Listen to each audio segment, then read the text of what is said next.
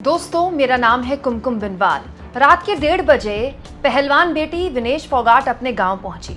हाथ में माइक लिया और कुछ ऐसा बोला जो हमारे प्रधानमंत्री नरेंद्र मोदी की नींद उड़ा सकता है। न केवल नींद उड़ा सकता है, बल्कि मैं तो कहूंगी उनका सबसे बुरा सपना सच कर सकता है। दोस्तों, विनेश फोगाट अपने आप में केस स्टडी बन गई हैं। जिस तरह से कल वो ओलंपिक से उन्होंने वापसी की, पेरिस ओलंपिक से, और एयरपोर्ट में वो सुबह 11 बजे उतरी और रात के 1:30 बज गए उनको, रात के 1:30 अपने गांव पहुंचने में। लगभग रास्ते में पड़ने वाले हर गांव में उनका स्वागत हुआ। दूर दूर से लोग उनके लिए देसी घी लेकर आ रहे थे, क्योंकि पहलवानों को हमारे यहाँ देसी घी ज़्यादा खिलाया जाता है, हमारे खान पान का हिस्सा है, ख़ासतौर पर हरियाणा के पहलवानों का। और जिस तरह का हुजूम पूरे रास्ते में उनके स्वागत के लिए था, देखकर हर कोई हैरान था कि विनेश फोगाट को लेकर इस तरह का सेंटिमेंट हो सकता है क्या। और ये सब देखकर अंधभक्तों को कितनी ज्यादा मिर्ची लग रही है कि वो जो दूसरे मेडल विजेता हैं ओलंपिक में भारत से ही, उनका तक अपमान करने पर उतारू हो गए हैं। और वहीं दूसरी ओर हरियाणा की राजनीति कैसे बदल गई है। कल पिछले 24 घंटों में दोस्तों हरियाणा की राजनीति में ऐसे जबरदस्त परिवर्तन देखने को मिले कि धड़ाधड़ इस्तीफे पर इस्तीफे हो रहे हैं विधायकों के। सब कुछ मैं आपको तफसील से बताने वाली हूँ दोस्तों। हरियाणा के पत्रकार है मनदीप पुनिया। आपने किसान आंदोलन में इनकी कई रिपोर्ट्स देखी होंगी। मनदीप पुनिया दरअसल विनेश फोगाट का जो पूरा काफिला था, जब वो एयरपोर्ट से निकली, उसके बाद वो अपने गाँव पहुंची, उसको लगातार कवर कर रहे थे। तो मनदीप पुनिया ने रात के 12 बजे जब पहुंची विनेश फोगाट अपने गांव, तो देखिए वो वीडियो भी शेयर की है। ये वीडियो जिसमें भीड़ ही भीड़ विनेश फोगाट के इर्द गिर्द दिखाई दे रही है। और मनदीप पुनिया लिख रहे हैं, फाइनली विनेश फोगाट अपने गांव पहुंच गई। अभी रात 12 बजे हैं। वो सुबह 11 बजे दिल्ली एयरपोर्ट से रवाना हुई थी। एयरपोर्ट से उनके गांव में 110 किलोमीटर का सफर उनके लिए इतना लंबा कभी नहीं रहा होगा। 2.5 घंटे के रास्ते के लिए उनको पूरे 13 घंटे लग गए। रास्ते में पड़ने वाले हर गांव में विनेश का स्वागत किया गया। इंडियन स्पोर्ट्स हिस्ट्री में किसी खिलाड़ी का इतना ग्रैंड स्वागत मैंने कम से कम पहली बार देखा है। दोस्तों, मनदीप पुनिया ने इसके बाद विनेश फोगाट ने रात को करीब 1:30 बजे अपने गांव के लोगों का अभिनंदन स्वीकार करते हुए, भावुक होते हुए कुछ बातें बोले। अब आप विनेश फोगाट की बातों को जरा गौर से सुनिएगा। ऐसा लगता है कि विनेश फोगाट अपने आने वाले वक्त में बहुत सी चीज़ें उनके दिमाग में चल रही हैं। हालांकि विनेश फोगाट ने कल एक बार फिर से दोहराया कि हो सकता है कि वो कुश्ती से संन्यास लेंगी कि नहीं लेंगी, इसके बारे में वो अभी विचार करेंगी। लेकिन जिस तरह की बातें विनेश फोगाट ने अपने गांव के लोगों के बीच बोली, ऐसे संकेत मिल रहे कि क्या विनेश फोगाट वाकई में राजनीति में आने वाली हैं। इसी हरियाणा विधानसभा चुनाव में वो बड़े स्तर पर क्या कोई राजनीतिक एंट्री ले सकती हैं। मैं बहुत भाग्यशाली मानती हूँ कि मैंने ऐसे गांव में, ऐसी जगह पे जन्म लिया है कि उसका मैं मान सम्मान, उसका मैं कर्ज अदा करने में अपना कहीं ना कहीं अपनी भूमिका निभा पाई हूँ। तो मैं इस धरती की, इस गांव की, आप लोगों की हमेशा कर्जदार रहूँगी और आपके मान सम्मान की लड़ाई के लिए हमेशा सबसे आगे मैं अपना कदम रखूँगी। और दोस्तों, विनेश फोगाट ने अपने गांव के लोगों से कहा कि वो अपने गांव के लोगों का जिस भी तरीके से कर्ज उतार सकती हैं वो उतारेंगे। जाहिर तौर पर जिस गांव ने जिस बेटी को इतना दिया है वो ये बोलेगा ही। लेकिन इस बीच हरियाणा की राजनीति में एक बहुत बड़ा परिवर्तन हो गया। दोस्तों, हरियाणा की पार्टी जननायक जनता पार्टी, जो कि ठीक 2019 के विधानसभा चुनाव से पहले बनी थी, इनेलो के 2 हिस्से हुए थे। दुष्यंत चौटाला अलग हुए थे अपने परिवार से, उन्होंने एक पार्टी बनाई थी। पूरा चुनाव उन्होंने बीजेपी के खिलाफ लड़ा था और उन्हें भारी जन समर्थन मिला था। 10 सीटें उनके खाते में चली गई थी।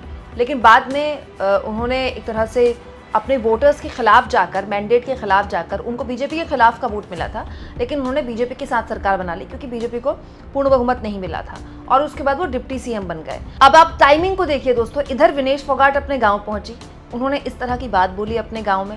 लोगों ने चर्चाएं शुरू कर दी, क्या विनेश फोगाट राजनीति में एंट्री लेने वाली हैं। और वहीं जेजेपी की तरफ से ये खबर आ गई कि 24 घंटे में जेजेपी के 4 विधायकों ने जी हाँ, 4 विधायकों ने पार्टी छोड़ दी है। हरियाणा विधानसभा चुनाव के तारीखों के ऐलान होते ही जेजेपी के 4 विधायकों ने पार्टी छोड़ दी है। अभी किस पार्टी में जाने वाले हैं इसके बारे में कोई अभी हिंट नहीं मिली है इनकी तरफ से, लेकिन आप तो जानते हैं दोस्तों, हमारे देश में राजनेताओं से बड़ा मौसम विज्ञानी कोई होता नहीं है। उन्हें सब पता होता है किधर हवा बह रही है, किधर की हवा खत्म हो रही है, किधर लहर शुरू हो सकती है। कांग्रेस पार्टी बहुत ज्यादा उत्साहित है दोस्तों इस चुनाव में। और अब अगर मैं विनेश फोगाट को दोबारा से स्टोरी में लेकर आऊं, तो अब आप कल विनेश फोगाट की इन तस्वीरों को देखिए जो कि दीपेंद्र हुड्डा ने शेयर की हैं। दीपेंद्र हुड्डा ने कई तस्वीरें, कई वीडियोस शेयर की हैं जिसमें वो एयरपोर्ट में विनेश फोगाट को लेने के लिए पहुंचे, उनको गदा दी, उनके सर पर हाथ रखा। विनेश फोगाट भावुक हो रही थी, ऑफकोर्स वो भावुक होंगी। जो भी हुआ है विनेश फोगाट के साथ, वो वाकई में जिसने भी देखा उसकी आंखें भी नम हुई और उसको बुरा भी लगा और दिल भी टूटा। लेकिन जाहिर तौर पर हमारा फर्ज भी है, कर्तव्य भी है और ये सही भी है कि हम विनेश फोगाट की पीठ थपथपाएं, क्योंकि विनेश फोगाट ने फाइनल तक क्वालिफाई कर लिया। ये करने वाली वो पहली महिला खिलाड़ी हैं भारत में पहलवानी में, और टेक्निकल कारणों की वजह से उनको पदक नहीं मिला, लेकिन सिल्वर तो वो जीत ही चुकी थी। तो जाहिर तौर पर बहुत सी भावनाएं मन में आई होंगी कि दीपेंद्र हुड्डा को देखकर विनेश फोगाट कुछ इस तरह से भावुक हो गई। इसके बाद जिस तरह से विनेश फोगाट गाड़ी से आगे बढ़ी, उनका काफिला आगे बढ़ा, लोग उन पर फूल बरसा रहे थे, उस वक्त भी दीपेंद्र हुड्डा उनके साथ थे। तो ये तस्वीर बहुत से लोगों को बुरी लगी दोस्तों, क्योंकि इस तस्वीर के बाद जिस तरह से विनेश फोगाट का स्वागत हुआ, जिस तरह से विनेश फोगाट के घर वापसी में लोगों ने जश्न मनाया, बहुत से लोगों को बुरा लगा। देखिए, एक ट्वीट शेयर किया गया, ऐसे कई ट्वीट शेयर किए गए, इनमें से एक है कि नीरज चोपड़ा, मनु भाकर, सरबजोत सिंह, अमन सहरावत, स्वप्निल, इसके अलावा जो हमारी पूरी हॉकी टीम है, इसके ये जितने भी लोग हैं जो उन्होंने मेडल जीता देश के लिए, वो सब देख रहे हैं। विनेश फोगाट जिन्होंने मेडल नहीं जीता देश के लिए, जो सबसे आखिर में है, वो एक तरह से जश्न ऐसे मना रही है जैसे उन्होंने मेडल जीता है। तो ये ऐसा करके बेसिकली विनेश फोगाट का मजाक उड़ाया जा रहा है। यही नहीं दोस्तों, ऋषि बागरी नाम के एक ट्विटर यूज़र हैं, आप इन्हें कह सकते हैं कि मोदी समर्थक, काफ़ी मोदी समर्थक हैं, बड़े बड़े लोग इनको फॉलो करते हैं। इन्होंने भी एक पोस्ट शेयर किया है। दरअसल कांग्रेस ने जब दीपेंद्र हुड्डा ने स्वागत किया विनेश फोगाट का, तो वो शेयर करते हुए एक पोस्ट लिखा था कि देश की बेटी वतन वापसी कर चुकी है, खरा सोना है विनेश फोगाट। और इसको एक और सोशल मीडिया हैंडल जिसमें स्पिरिट ऑफ कांग्रेस लिखा था, उसमें लिखा गया था 60 सीटें पक्की हरियाणा में। विनेश फोगाट की जिस तरह से वापसी हुई और लोग उनके साथ जिस तरह से थे, हरियाणा में कांग्रेस की 7 सीटें पक्की। तो ऋषि बागरी ने इसको रिट्वीट करते हुए कहा है, तो मतलब कि इसके अंदर की पॉलिटिक्स ये थी। मतलब लोग ये कह रहे हैं, जो बीजेपी समर्थक लोग हैं, वो ये कह रहे हैं कि दरअसल विनेश फोगाट को लेकर ये जो इस तरह का स्वागत हो रहा है, विनेश फोगाट को लेकर इतनी बड़ी बड़ी बातें हो रही हैं, वो इसलिए हो रही हैं क्योंकि वो कांग्रेस ज्वाइन करने वाली है। पहली बात तो ये दोस्तों कि कांग्रेस ज्वाइन करेंगे विनेश फोगाट की, बीजेपी करेंगे कि नहीं करेंगे, कि कुश्ती आगे जारी रखेंगे, इसका फैसला विनेश फोगाट खुद लेंगे। लेकिन अगर 1% वो कांग्रेस ज्वाइन करती है तो क्या आफत हो जाएगी भाई। हमारे देश में क्या विनेश फोगाट पहली खिलाड़ी हैं जो कांग्रेस या कोई दूसरी पार्टी ज्वाइन कर रही है? दोस्तों, सानिया नेहवाल जब बीजेपी ज्वाइन करती हैं तब तो कोई इस तरह के आरोप उन पर नहीं लगाता। इसके अलावा बबीता फोगाट जो विनेश फोगाट के परिवार से हैं, वो बीजेपी ज्वाइन करती है, बाकायदा बीजेपी उनको टिकट देती है, वो चुनाव लड़ते हैं, तो लोग उनको दंगल गल कहते हैं, उनकी तारीफें होती है, बहुत ज़बरदस्त तरीके से उनका स्वागत होता है। इसके अलावा योगेश्वर दत्त बीजेपी ज्वाइन करते हैं तो उनका स्वागत होता है, तब कोई किसी तरह के कोई आरोप नहीं लगाता। लेकिन जब विनेश फोगाट किसी कांग्रेस के नेता से मिलते हैं या कांग्रेस के लोग ये कहते हैं कि कांग्रेस की 60 सीटें पक्की, तो फिर उन पर इस तरह के आरोप क्यों लगाए जाते हैं? मैं फिर कह रही हूँ, विनेश फोगाट हो सकता है कि अपनी रेसलिंग आगे जाके रखें, राजनीति में आई नहीं आई ये उनका निजी फैसला है, लेकिन राजनीति में आना कोई बुरी बात है क्या? कोई गलत बात है क्या? हमारे यहाँ तो पत्रकार राजनीति में आए बिना ही राजनीति वाले काम करते हैं, तो कम से कम खुलकर अगर कोई राजनीति में आना चाह रहा है या आ रहा है तो फिर इसमें हर्ज क्या है? दोस्तों, बहुत से लोग कल से इसी तरह के पोस्ट आपको सोशल मीडिया में लिखते हुए दिखाई देंगे। बहुत से बड़े बड़े पत्रकारों ने भी ये बातें लिखी हैं कि राजनीति को खेल से दूर रखिए।